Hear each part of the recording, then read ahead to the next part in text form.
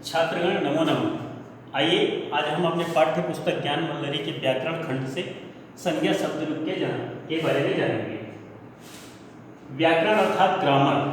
सभी भाषाओं में ग्रामर होती है, चाहे वो हिंदी हो या इंग्लिश हो या संस्कृत हो। व्याकरण के बिना हम कोई भी भाषा का सही तरह से ना तो उच्चारण कर सकते हैं और ना ही लिख सकते हैं। अर्थात लेखन और उच्चारण करने में हमें व्याकरण की अत्यंत आवश्यकता है। व्याकरण के बिना हम कोई भी भाषा का प्रयोग उचित ढंग से नहीं कर सकते। तो आइए सबसे पहले व्याकरण। संज्ञा शब्द। संज्ञा किसे कहते हैं? व्यक्ति, वस्तु अथवा स्थान के नाम को संज्ञा कहते हैं। जैसे राम, लक्ष्मण, भरत, शत्रुघ्न, दिनेश, गणेश, जांजगीर, बिलासपुर, हिमालय आदि नामों को संज्ञा कहते हैं। उन्हीं का शब्द रूप बनाना है।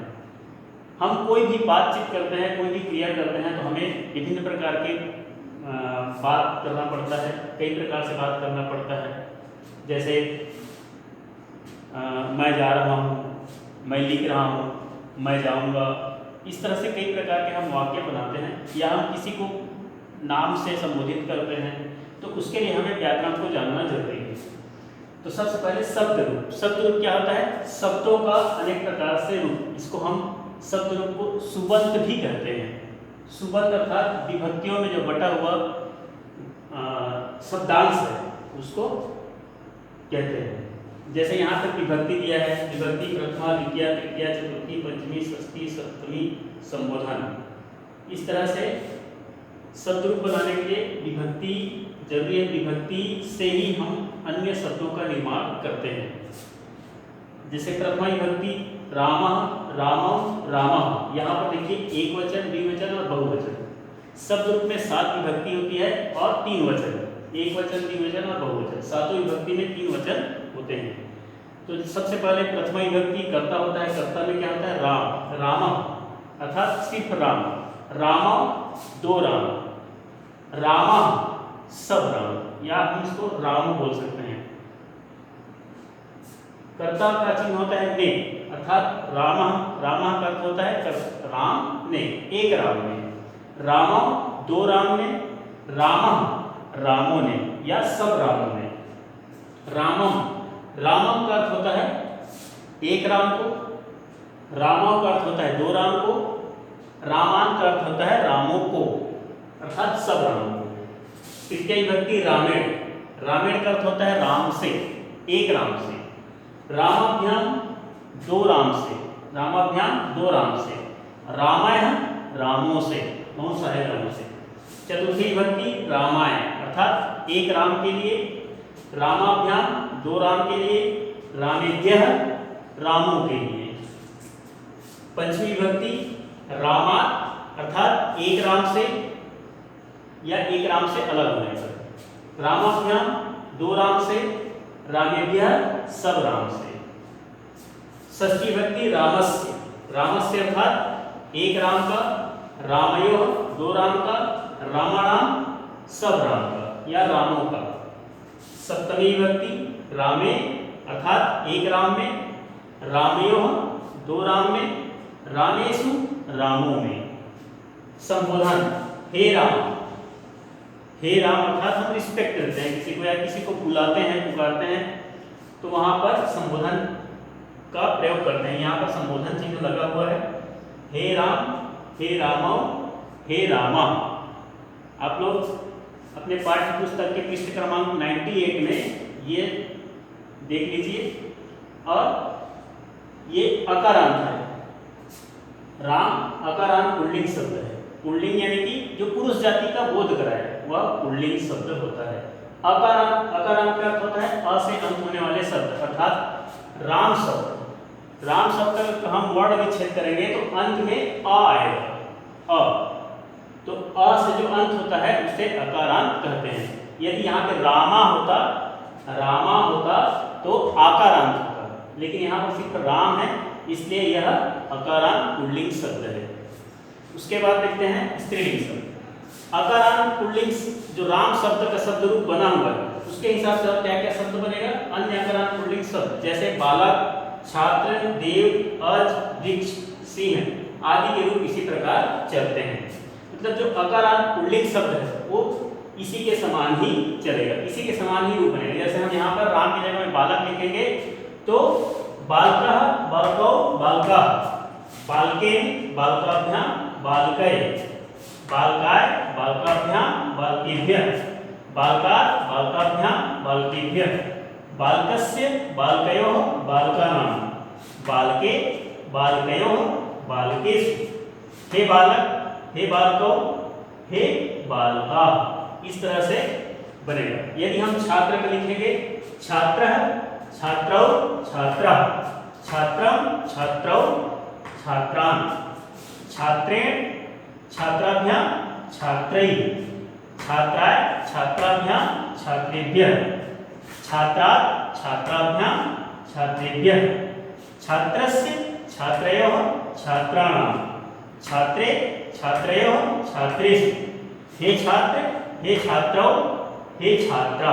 इस तरह से देव का भी बनेगा, अज का भी बनेगा, वृक्ष और सिंह और अन्य शब्द है अकारांत शब्द जो इसी तरह से रूप बनेगा। तो यह इसको आप एक शब्द रूप याद करने के बाद बाकी शब्द रूप आराम से याद हो जाएगा, ये इजी होगा। इसलिए आप इसको अच्छी तरह से याद कर लेंगे। और बाकी जो नीचे दिया हुआ है बालक छात्र देव अज वृक्ष सिंह, तो इन सभी का शब्द रूप इसी के समान ही बनेगा, इससे भिन्न नहीं बनेगा। उसके बाद देखते हैं अकारांत आकारांत स्त्रीलिंग। देखिए बाल जैसे पुल्लिंग में जो रूप बना हुआ है, पुल्लिंग में जैसा रूप बना हुआ है उससे भिन्न स्त्रीलिंग का रूप बनता है, लेकिन इसका अर्थ वही होता है, जो अर्थ मैंने बताया है वही अर्थ है इसका भी होता है, लेकिन सिर्फ रूप जो शब्द है वो अलग बनता है, जो शब्द रूप है वह अलग बनता है। आकारांत, आकारांत का अर्थ होता है आ से अंत होने वाले शब्द।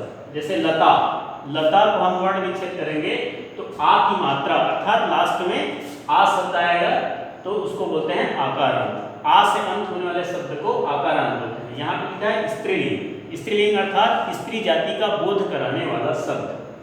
तो ये लता शब्द स्त्रीलिंग शब्द है।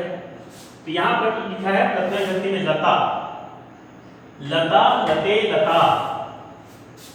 वहां ऊपर में राम में क्या लिखा था, रामा रामाओ रामा ऐसा लिखा था, लेकिन स्त्रीलिंग में लता लते लता ऐसा लिखा है। अर्थ वही होगा, एक लता ने अर्थात लता एक लता ने, लते दो लता ने, लता सब लता ने अर्थात बहुत सारे लता ने या लताओं ने ऐसा भी बोल सकते हैं। लताम, लताम का अर्थ होता है एक लता को लते, दो लता को लता सब लता या लताओं को। यहाँ पे ध्यान देना है, यहाँ तृतीया चतुर्थी पंचमी, तृतीया चतुर्थी पंचमी का द्विवचन जो शब्द है, द्विवचन का जो शब्द रूप बना है वो एक समान है और चतुर्थी और पंचमी का बहुवचन एक समान है। तो इनको वाक्य में जब हम प्रयोग करते हैं तब उसका अर्थ अलग होता है। यदि हम इसको ऐसा ही एक शब्द लिखेंगे तो इसका अर्थ हम तीनों में से कोई एक लिख सकते हैं, लेकिन वाक्य में जब प्रयोग होता होगा तो वाक्य के हिसाब से हम उसको उसका अर्थ निकालेंगे। वहीं पर षष्ठी और सप्तमी, रामयो दोनों शब्द एक ही समान है, लेकिन जब हम इसको वाक्य में प्रयोग करेंगे, सेंटेंस बनाएंगे तो इसका अर्थ परिवर्तन होगा। अब आइए देखते हैं आकारांत स्त्रीलिंग शब्द। लता लते लता अर्थात एक लता ने, दो लता ने और लताओं ने। लताम एक लता को लते, दो लता को लता लताओं को। यहाँ देखिए लताओं ने और लताओं को अर्थात ये एक वचन प्रथमा विभक्ति और द्वितीय विभक्ति का बहुवचन समान रूप है। तो उसको हम जब वाक्य प्रयोग करेंगे तो वहां पर अर्थ स्पष्ट हो जाएगा। लतया, लतया अर्थात एक लता से, लतया अर्थात एक लता से, लताभ्याम दो लता से, लता भी लताओं से। लताए, लताई एक लता के लिए, लताभ्याम दो लता के लिए, लताभ्य लताओं के लिए। उसके बाद पंचमी विभक्ति लताया अर्थात एक लता से अलग होना, लताभ्याम दो लता से अलग होना, लताभ्य लताओं से अलग होना। उसके बाद षष्ठी विभक्ति लताया यहाँ भी देखिए पंचमी और षष्ठी का एक वचन रूप समान है, तो ये जब हम वाक्य प्रयोग करेंगे तो इसका अर्थ में परिवर्तन होगा। हाँ, लताया, ये षष्ठी विभक्ति है अर्थात संबंध बताता है। एक लता का, लतयो दो लता का, लता नाम सब लताओं का। उसके बाद है सप्तमी लतायाम, एक लता में, लतयो दो लता में, लतासु लताओं में अर्थात सब लताओं में। ये एक वचन है, ये द्विवचन है और ये बहुवचन।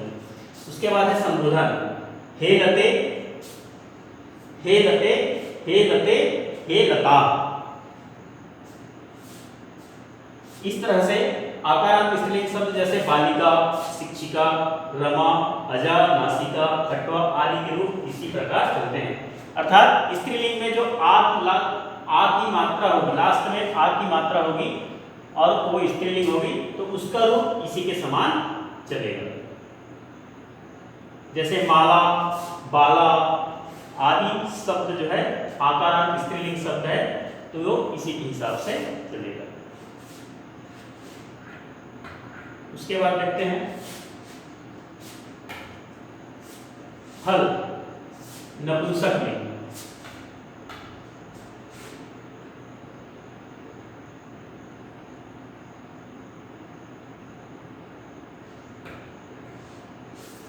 फल अर्थात फ्रूट, ये नपुंसक लिंग है। ये क्या है? फल क्या है? नपुंसक लिंग है। नपुंसक लिंग में क्या होता है? पत्र होता है और नेत्र होता है। बहुत सारे शब्द है नपुंसक लिंग शब्द है, जैसे पुस्तक, पुस्तकम, फलकम आदि नपुंसक लिंग शब्द है। तो नपुंसक लिंग शब्द क्या रहता है?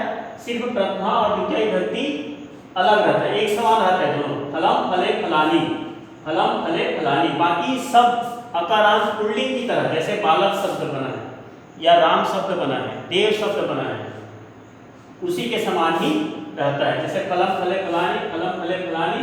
उसके बाद फलेन, फलाभ्याम, फलेभ्य। इस तरह से तृतीय विभक्ति बनेगा। अर्थात पुल्लिंग की तरह जो नपुंसक लिंग फल का शब्द रूप है, वह तृतीय विभक्ति से लेकर के संबोधन तक किसका रूप बनता है? पुल्लिंग शब्द का। किसके समान? राम के समान। राम के समान, देव के समान, बालक के समान रूप बनता है। अब संबोधन अलग रहता है, हे फल, हे फले, हे फलानी। संबोधन जो है प्रथमा और द्वितीय के समान ही रहता है।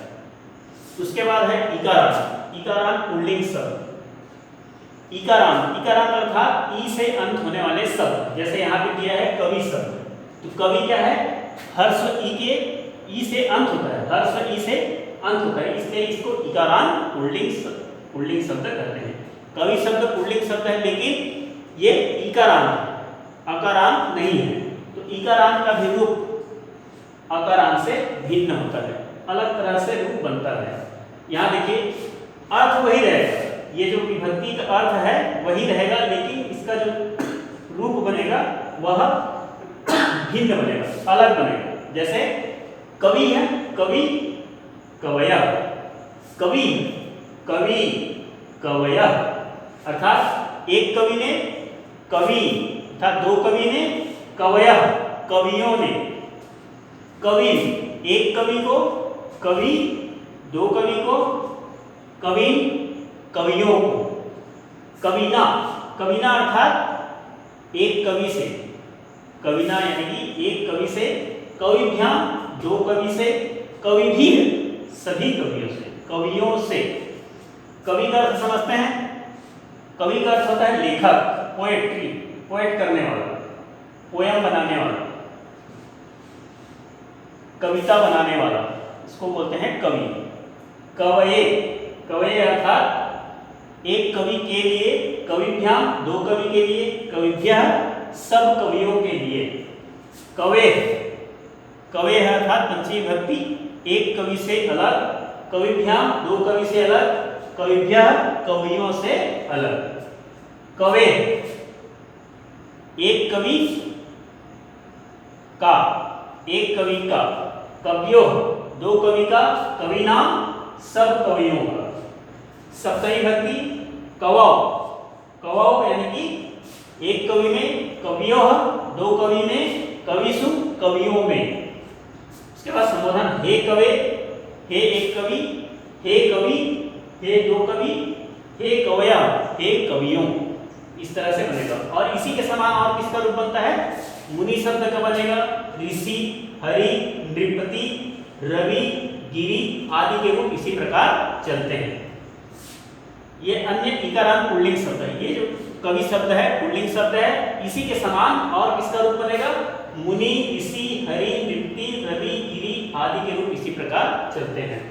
तो आपको ये याद रखना है, रूप याद रखना है, अर्थ एक ही रहता है। इसका जो अर्थ है एक समान ही रहेगा सभी का। जितने भी शब्द रूप बनेंगे, जितने भी शब्दों का, चाहे वो अकारांत हो, आकारांत हो, इकारांत हो, उकारांत हो, जितने भी रूप बनेगा सभी का अर्थ एक ही है। सभी का अर्थ एक ही है, बस रूप अलग अलग है। जैसे मनुष्य, नर मादा होता है, तो नर का रूप क्या है? अलग अलग होता है, लेकिन नाम क्या रहता है? एक ही रहता है, मनुष्य, नर। जैसे उसमें पुल्लिंग और स्त्रीलिंग, मतलब पुरुष और स्त्री, पुरुष जाति रहता है, स्त्री जाति रहता है, लेकिन उन लोगों का क्या रूप क्या है? अलग अलग रहता है। किसी का शरीर मोटा ताजा रहता है, किसी का पतला रहता है, कोई छोटे कद का रहता है, कोई बड़े कद का रहता है, कोई मीडियम कद का रहता है। उसी तरह से ये जो शब्द रूप बना है सेम उसी प्रकार का है। इसका सिर्फ जो अक्षर है, जो शब्द बना हुआ है, जो मात्राएं उसमें लगा हुआ है वो अलग अलग रहेंगे, लेकिन इसका जो अर्थ है एक समान रहेगा। जैसे हमने राम का शब्द पढ़ा, शब्द रूप पढ़ा, या बालक का शब्द रूप पढ़ा, देव का शब्द रूप पढ़ा, तो सबका अर्थ एक ही है, सिर्फ रूप अलग अलग है। अब आइए इकारांत स्त्रीलिंग शब्द देखते हैं। इकारांत स्त्रीलिंग शब्द मति। मति का अर्थ होता है बुद्धि, माइंड, दिमाग, मस्तिष्क, मति। ये मति स्त्रीलिंग शब्द है और इकारांत शब्द है, ई से अंत होने वाला। यहाँ पर भी हर्ष ई अंत हुआ है, हर्ष ई से अंत हुआ है, इसलिए यह इकारांत शब्द है। आइए देखते हैं इसमें कौन कौन से रूप बना है।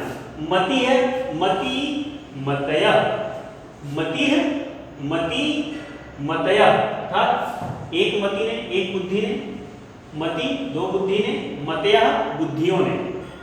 मति एक बुद्धि को, मति दो बुद्धि को, मति सब बुद्धियों को। मत्या एक मति से, मतिभ्याम दो मति से, मतिभिः मतियों से यानी कि बुद्धियों से। मत्यय यहाँ पर देखिए दो रूप बना है, चतुर्थी, पंचमी और षष्ठी में। मत्यय और मत्ये, मत्याः मते, मत्याः मते। यहाँ पर अलग अलग दो प्रकार से बना हुआ है, चतुर्थी, पंचमी, षष्ठी और सप्तमी में। तो इसमें आप एक को भी याद कर सकते हैं, एक को भी पढ़ सकते हैं, या दोनों को लिख सकते हैं, दोनों को भी लिख सकते हैं, दोनों को भी याद कर सकते हैं। दोनों का अर्थ एक ही है। मत्य अर्थात बुद्धि के लिए, एक बुद्धि के लिए। मतिभ्याम दो बुद्धि के लिए, मतिभ्यः बुद्धियों के लिए। मत्याः एक बुद्धि से, मतिभ्याम दो बुद्धि से, मतिभ्यः बुद्धियों से। षष्ठी विभक्ति मत्याः एक बुद्धि का, मत्योः दो बुद्धि का, मतिनाम बुद्धियों का। मत्याम एक बुद्धि में, मत्योः दो बुद्धि में, मतिषु बुद्धियों में, बहुत सारे बुद्धियों में। इस तरह से ये इकारांत स्त्रीलिंग शब्द है, सिर्फ इसका रूप अलग अलग है, अर्थ वही है। जितने भी मैंने अर्थ बताया सभी शब्द रूप में अर्थ एक समान ही रहेगा, सिर्फ रूप अलग अलग रहेगा। ये जो शब्द बना हुआ है इसका रूप अलग अलग रहेगा।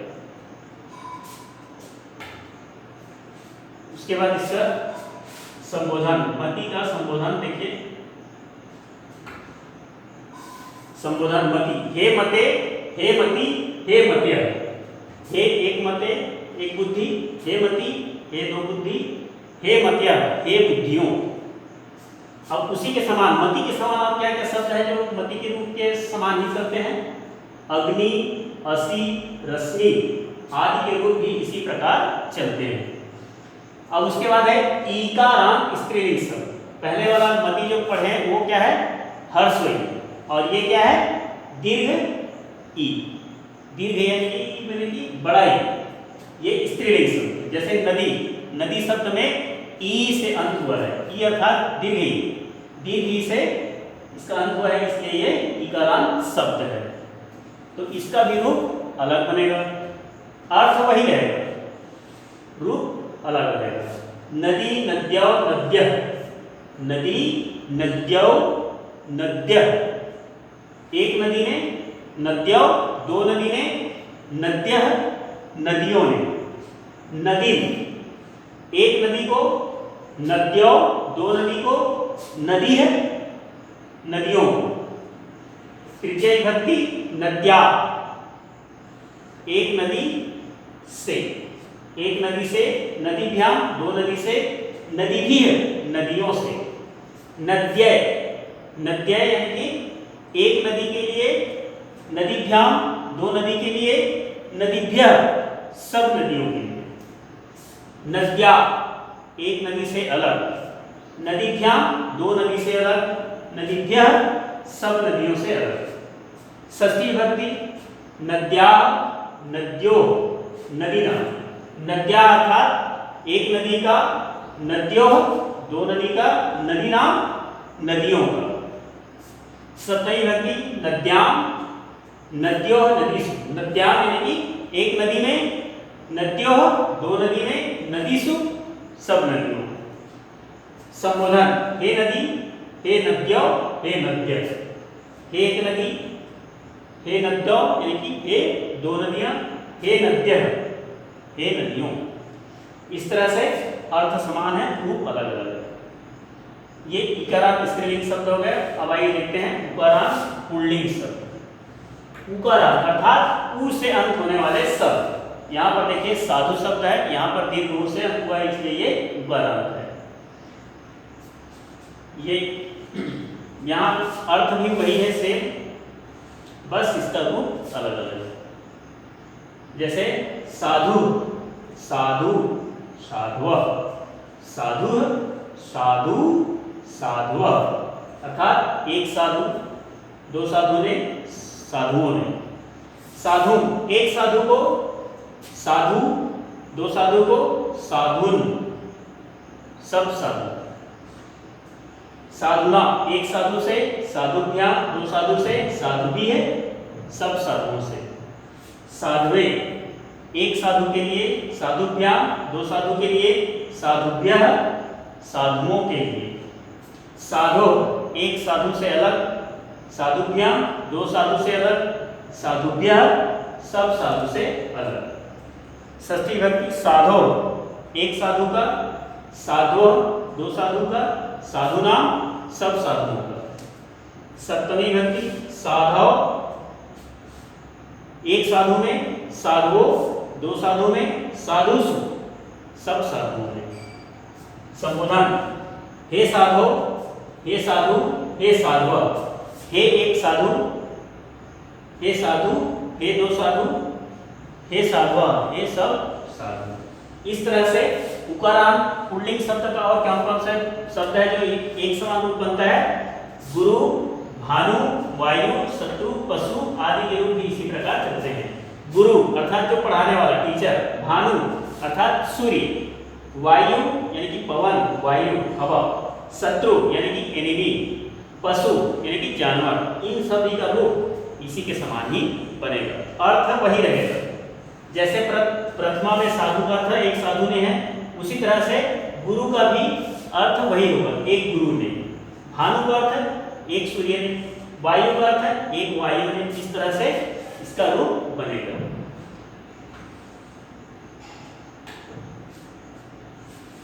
अभी हमने संज्ञा शब्द का शब्द रूप देखे हैं, अब आइए देखते हैं सर्वनाम शब्द। सर्वनाम शब्द के शब्द रूप देखते हैं। पहले सर्वनाम शब्द। सर्वनाम शब्द किसे कहते हैं? संज्ञा के बदले या संज्ञा के स्थान पर जिस शब्द का प्रयोग किया जाता है उसे सर्वनाम शब्द कहते हैं। जैसे वह, तुम, आप, मैं, इस तरह का शब्द जो है सर्वनाम शब्द है, यानी कि प्रोनाउन शब्द। नाउन किसे कहते हैं? Noun is the name of any place things or is name called a noun. Noun is the name of person, place or things, सर्वनाम किसे कहते हैं? प्रोनाउन संज्ञा के बदले में, अर्थात नाउन के स्थान पर जिस वर्ड का प्रयोग किया जाता है, जिस शब्द का प्रयोग किया जाता है उसे सर्वनाम कहते हैं। जैसे राम, राम की जगह में हम वह, जैसे राम लिखता है, राम लिखता है और वह पढ़ता भी है। राम लिखता है और वह पढ़ता भी है। इसको संस्कृत में कैसे बोलेंगे? रामा पठति च अपि लिखति, च अपि सह लिखति, अर्थात राम पढ़ता है और वह लिखता भी है। रामा पठति अपि च सह पठति लिखति, अर्थात राम पढ़ता भी है और वह लिखता भी है। अर्थात राम का हम संज्ञा शब्द का बार बार उपयोग नहीं करते हैं, यानी कि राम के नाम को बार बार नहीं लिखते हैं, राम की जगह में वह लिख देते हैं, तो वह हो जाता है सर्वनाम शब्द। जैसे यहाँ पर संस्कृत में तत्, तत् शब्द का अर्थ होता है वह, तत् का अर्थ होता है वह, यानी कि ही। यहाँ पर पुल्लिंग लिखा है तत्, वह पुल्लिंग। ये तत् शब्द क्या होता है? एक सर्वनाम शब्द है तत्। इसको हम स्त्रीलिंग में बनाएंगे तो अलग बनेगा, नपुंसक लिंग में बनाएंगे तो अलग बनेगा। जैसे तत् मतलब वह होता है, इसका पुल्लिंग शब्द क्या होगा? वह के लिए सह पुल्लिंग, और स्त्रीलिंग के लिए सा, और नपुंसक लिंग के लिए तत्। जैसे इंग्लिश में ही see it, he see it तीनों का अर्थ क्या होता है? वह। ही पुल्लिंग होता है, सी स्त्रीलिंग होता है और इट नपुंसक लिंग होता है। उसी तरह से संस्कृत में भी इसका अलग अलग रूप बनता है। जैसे सह, यहाँ लिखा है सह, एक वचन प्रथमा विभक्ति, एक वचन लिखा है सह, सह का अर्थ होता है वह। लेकिन स्त्रीलिंग में क्या होगा? सा। स्त्रीलिंग में क्या होगा? सा। और नपुंसक लिंग में तत्। नपुंसक लिंग में क्या होगा? तत्। अब आइए देखते हैं इसका अर्थ समझते हैं। अर्थ भी समान है। जैसे कर्ता ने कर्म को करण से संप्रदान के लिए अपादान से अलग अधिकरण संबंध का के की और अधिकरण में पर, इसी तरह से इसका भी अर्थ वही होता है, लेकिन इसका रूप जो है अलग बनता है। जैसे यहाँ पर सह तौ ते, सह तौ ते, प्रथमा विभक्ति एक वचन में सह है, द्विवचन में तौ है, बहुवचन में ते है। सह का अर्थ होता है वह, सह का अर्थ होता है वह, तौ का अर्थ होता है वह दो, अर्थात वे दो। ते का अर्थ होता है वे सब, अर्थात वह सब। यहाँ पर एक वचन, द्विवचन और बहुवचन। सह का अर्थ होता है वह, तौ का अर्थ होता है वे दोनों, ते का अर्थ होता है वे सब। उसी तरह से द्वितीय विभक्ति में तम, तम का अर्थ होता है उसको, तम का अर्थ होता है उसको, तौ का अर्थ होता है उन दोनों को, तान का अर्थ होता है उन सब को, तेन, तेन का अर्थ होता है उससे, तेन का अर्थ होता है उससे, ताभ्याम उन दोनों से, तय, तय का अर्थ होता है उन सब से, तस्मै, तस्मै का अर्थ होता है उसके लिए, तस्मै का अर्थ होता है उसके लिए, ताभ्याम उन दोनों के लिए, तेभ्यः उन सब के लिए, तस्मात्, तस्मात् का अर्थ होता है उससे अलग, उससे अलग, ताभ्याम उन दोनों से अलग, तेभ्यः उन सब से अलग। तस्य, तस्य का अर्थ होता है उन उसका, तस्य का अर्थ होता है उसका, तयोः उन दोनों का, तेषां उन सब का। तस्मिन्, तस्मिन् का अर्थ होता है उसमें, तस्मिन् का अर्थ होता है उसमें, तयोः उन दोनों में, तयोः का अर्थ होता है उन दोनों में, तेषु, तेषु का अर्थ होता है उन सब में। अब यहाँ एक चीज देखिए, यहाँ प्रथमा से लेकर के सप्तमी विभक्ति तक है, लेकिन इसमें संबोधन नहीं है। क्यों नहीं है? क्योंकि सर्वनाम शब्द में संबोधन नहीं होता है, सिर्फ संज्ञा शब्द में संबोधन होता है। संज्ञा शब्द अर्थात किसी व्यक्ति वस्तु के नाम पर संबोधन होता है, लेकिन सर्वनाम शब्द में संबोधन नहीं होता है। ये याद रखेंगे, सर्वनाम शब्द के शब्द रूप में संबोधन नहीं होता है। ये सर्वनाम शब्द है, इसका मैं पीडीएफ बना करके इसका मीनिंग और लिखवाऊंगा। अब देखिए तत्वह स्त्रीलिंग। यहाँ पर पहले वाला में पुल्लिंग पढ़े, अब क्या है स्त्रीलिंग। स्त्रीलिंग तत्वह स्त्रीलिंग। सा, सा का अर्थ होता है वह, जैसे सह का अर्थ हुआ वह, उसी तरह से सा का अर्थ भी होता है वह। ये स्त्रीलिंग है, स्त्रीलिंग के लिए। जैसे सी, वो पहले वाला जो पढ़े वो ही है, ही अर्थात पुल्लिंग और सी अर्थात स्त्रीलिंग। तो स्त्रीलिंग में रूप कैसे बनता है?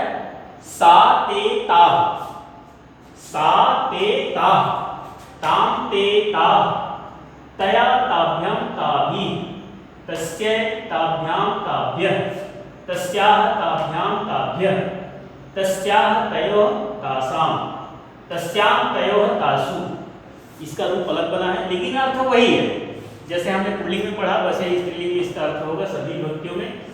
उसी तरह से नपुंसक लिंग, नपुंसक लिंग में प्रथम और द्वितीय बस अलग रहेगा, बाकी सब पुल्लिंग के समान ही रहेगा।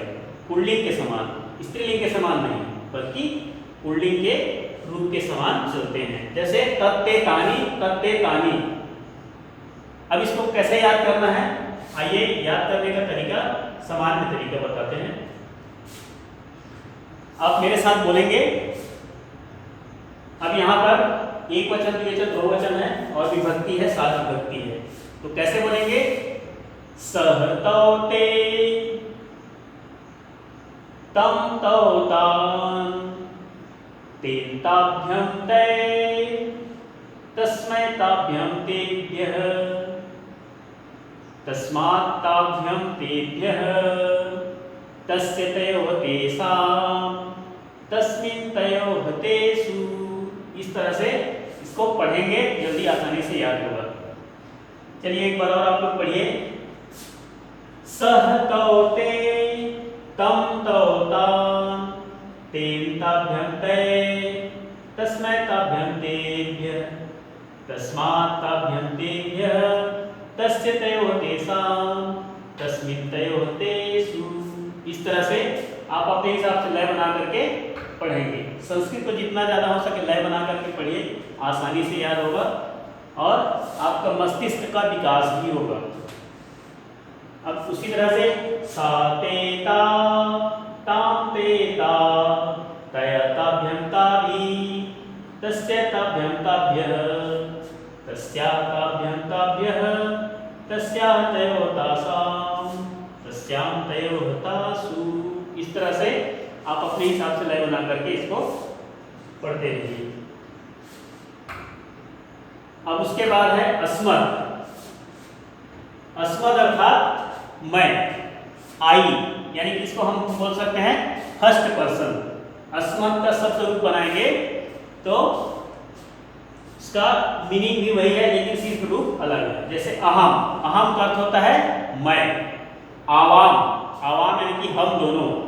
वयम, वयम का अर्थ होता है हम सब। अहम, आवाम, वयम। अहम का अर्थ होता है मैं, आवाम हम दोनों, वयम हम सब। इसको हम ऐसे ही बोल सकते हैं, अहम मतलब मैंने, आवाम मतलब हम दोनों ने, वयम मतलब हम सब ने।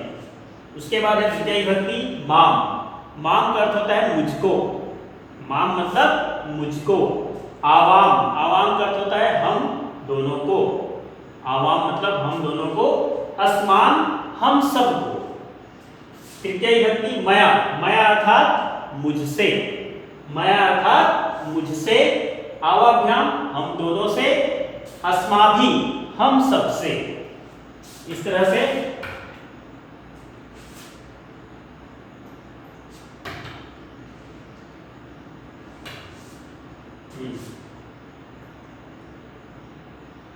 प्रथमा, द्वितीय और तृतीय विभक्ति समझ में आ गया होगा।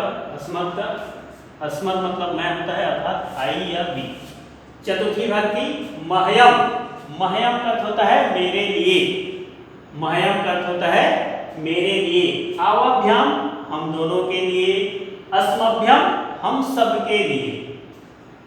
मत, मत मतलब होता है मुझसे अलग।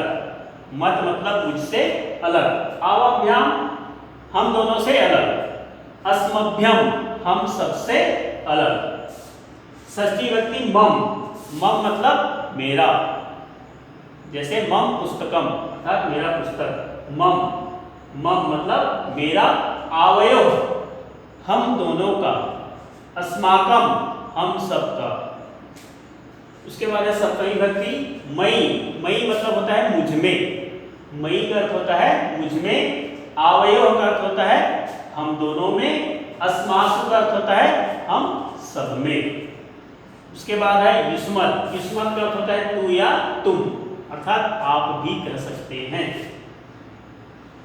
त्वम, त्वम का अर्थ होता है तुम, त्वम युवाम तुम दोनों, यूयम तुम सब। अब इसको ऐसे ही बोल सकते हैं त्वम यानी कि तुमने, युवम तुम दोनों ने, यूयम तुम सब ने। त्वाम, त्वाम का अर्थ होता है तुमको, युवाम का अर्थ होता है तुम दोनों को, युष्मान का अर्थ होता है तुम सबको। त्वया, त्वया का अर्थ होता है तुम्हारे लिए, युवाभ्याम तुम दोनों के लिए, युष्माभि तुम सबके लिए। तुभ्यम, सॉरी, त्वया, त्वया का अर्थ होता है तुमसे, त्वया का अर्थ होता है तुमसे, युवाभ्याम का अर्थ होता है तुम दोनों से, युष्माभि का अर्थ होता है तुम सबसे। तुभ्यम, तुभ्यम का अर्थ होता है तुम्हारे लिए, तुभ्यम का अर्थ होता है तुम्हारे लिए, युवाभ्याम का अर्थ होता है तुम दोनों के लिए, युष्मभ्याम का अर्थ होता है तुम सबके लिए। त्वत्, त्वत् का अर्थ होता है तुमसे अलग, त्वत् का अर्थ होता है तुमसे अलग, युवाभ्याम तुम दोनों से अलग, युष्मत् तुम सबसे अलग।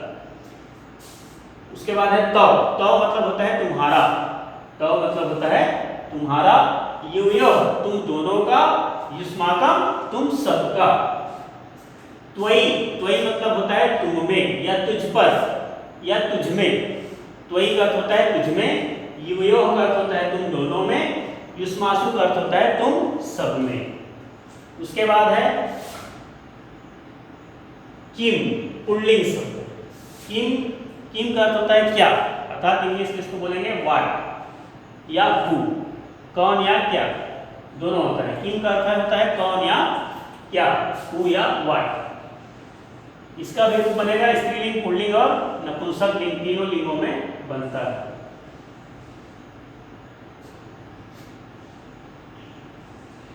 आइए देखते हैं पुल्लिंग शब्द कह, कौ, के, कह, कौ, के, अर्थात हम कहीं पर क्वेश्चन करते हैं कौन है, यानी कि कह, असी, हु इज, इस तरह से हम क्वेश्चन करते हैं, तो उसके लिए ये प्रश्नवाचक शब्द रूप है। तो इसमें कह, कौ, के अर्थात कौन है, कौ दो कौन है, के सब कौन है, इस तरह से बनेगा। कम, कम का अर्थ होता है किसको, कौ किन दोनों को, कान किन सबको, केन किससे, केन का अर्थ होता है किससे, काभ्याम किन दोनों से, कह किन सबसे, कौन सबसे, कस्मय किसके लिए, काभ्याम इन दोनों के लिए, केभ्यः किन सब के लिए। इस तरह से वाक्य शब्द बनता है। इसका जो अर्थ है सेम होता है। कस्मात यानी कि किससे, काभ्याम किन दोनों से, केभ्यः किन सबसे, कस्य, कस्य का अर्थ होता है किसका, कयो किन दोनों का, येषां किन सब का।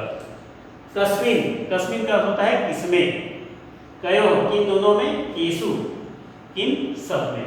इस तरह से प्रश्नवाचक शब्दरूप है, ये पुल्लिंग है। और उसके बाद स्त्रीलिंग, स्त्रीलिंग का, के, काह, का, के, काह अर्थ वही है। काम के काह, कया काभ्याम काभी, कस्य काभ्याम काभ्यः, कस्याः काभ्याम काभ्यः, ये स्त्रीलिंग के लिए प्रश्नवाचक शब्द बनता है। जैसे प्रश्नवाचक में लिखेंगे राम क्या करता है, राम किम करोति, राम किम करोति। और यदि यहाँ पे रहेगा सीता, सीता का करोति, अर्थात सीता क्या करती है, राम क्या करता है, अर्थात यहाँ पर प्रश्नवाचक में कह के जगह में का प्रयोग होगा। इस तरह से आप लोग शब्द रूप को अच्छी तरह से याद करेंगे और कॉपी में लिखेंगे। धन्यवाद।